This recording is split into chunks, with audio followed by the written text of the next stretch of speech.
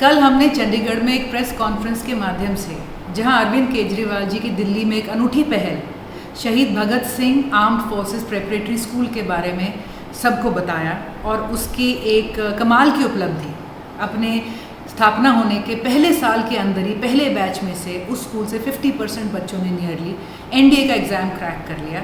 इस उपलब्धि को सबसे साझा किया था। तो हमने हरियाणा सरकार से और ख़ास तौर पे हरियाणा के स्कूल के शिक्षा मंत्री श्री कंवरपाल गुर्जर जी से कुछ सवाल करे थे कि 10 साल में आपके अपने कार्यकाल में आपने क्या किया है, कौन सी डेवलपमेंट करी है, और कोई एक स्कूल आप हमें दिखा दीजिए जिस पे आपको गर्व हो, जिसे आप कह सके ये हमारी उपलब्धि है, यहाँ के रिजल्ट्स देखिए।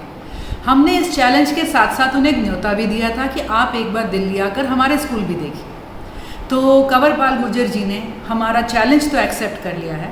उन्होंने कहा है कि हम आकर उनके यहाँ कोई भी स्कूल देख सकते हैं। उन्होंने हमारा न्योता एक्सेप्ट नहीं किया। तो सबसे पहले तो मैं हमारे शिक्षा मंत्री जी से ये कहना चाहूँगी कि मैं आपका न्योता स्वीकारती हूँ। आशा है आप इसे वापस नहीं लेंगे। और आपने शिक्षा मंत्री रहते हुए पूरे प्रदेश में डेवलपमेंट करी होगी, तो जाहिर है सबसे ज़्यादा डेवलपमेंट आपके अपने गृह क्षेत्र में होगी। तो क्यों ना हम आपके जगाधरी में ही कोई स्कूल देख लें। जौन सा स्कूल भी आप दिखाना चाहें। तो कुछ स्कूलों के नाम भी हमारे पास हैं, जैसे भेड़थल, महमूदपुर, लाकड़ भीलपुरा या तारणवाला के अंदर से आप कौन सा स्कूल दिखाना चाहेंगे आप बता दीजिएगा। आप दिन और स्थान निर्धारित कर दीजिए, मैं ज़रूर आऊँगी और मैं आने का इंतज़ार भी करूँगी। आपने हमारा न्योता नहीं स्वीकारा, इस बात की हमें आपसे शिकायत भी रहेगी। हम ये ज़रूर चाहेंगे कि ये जो मीटिंग्स है ये मात्र पक्ष विपक्ष की ना रहे, एक ख्यालों का, एक हमारे काम का आदान प्रदान भी हो। तो हमें आशा है कि अपना स्कूल दिखाने के बाद आप हमारा स्कूल देखने ज़रूर आएंगे। आपने कल अपने हमारी प्रेस कॉन्फ्रेंस के जवाब में जो कुछ बातें आपने कही, तो आपने कुछ सवाल और कुछ सवालिया निशान आम आदमी पार्टी के काम पर और रिजल्ट्स पर ज़रूर लगाए। आम आदमी पार्टी अपनी किसी भी जवाबदेही से वापस नहीं मुड़ेगी। आपने जो जो बातें कल रखी हम समझते हैं, हम जवाब देने को बाध्य हैं। आपका प्रमुख पॉइंट ये रहा कि आपकी नज़र में अभी तक नहीं है कि किसी भी मुख्य रैंकिंग के अंदर दिल्ली का कोई स्कूल या शिक्षा प्रणाली आई हो।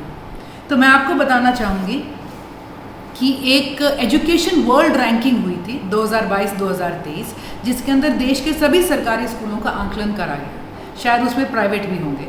और आम आदमी पार्टी को बड़ी खुशी और गर्व है कि टॉप 10 स्कूलों में से 5 स्कूल आम आदमी पार्टी के थे, दिल्ली के सरकारी स्कूल थे।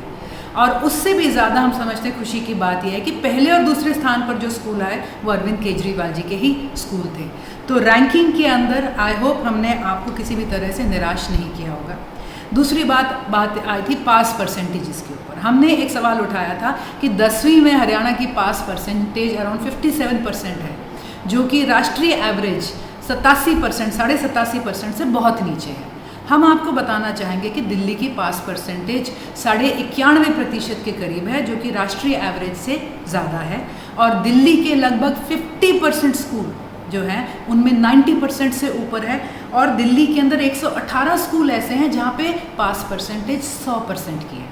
तो आपने इस पर कहा कि इसमें आम आदमी पार्टी कोई ना कोई चालाकी करती है। आम आदमी पार्टी 9वीं में और 11वीं में बच्चों को फेल कर देती है और इससे उनके 10वीं में और 12वीं में नंबर बढ़ जाते हैं। तो ये थोड़ा तुक समझ नहीं आया। पहली बात तो इन हाउस रैंकिंग, क्यों आम आदमी पार्टी अपने बच्चों को 9वीं और 11वीं में फेल करेगी?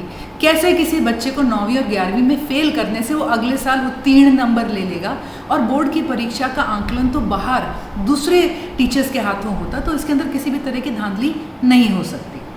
फिर आपने बात कही कि हमारे रिजल्ट्स बड़े अच्छे हैं। हरियाणा से 100 बच्चों ने नीट पास किया है, मतलब कुछ 29 या 26 बच्चे मेडिकल में गए हैं, कुछ आईआईटी में गए हैं।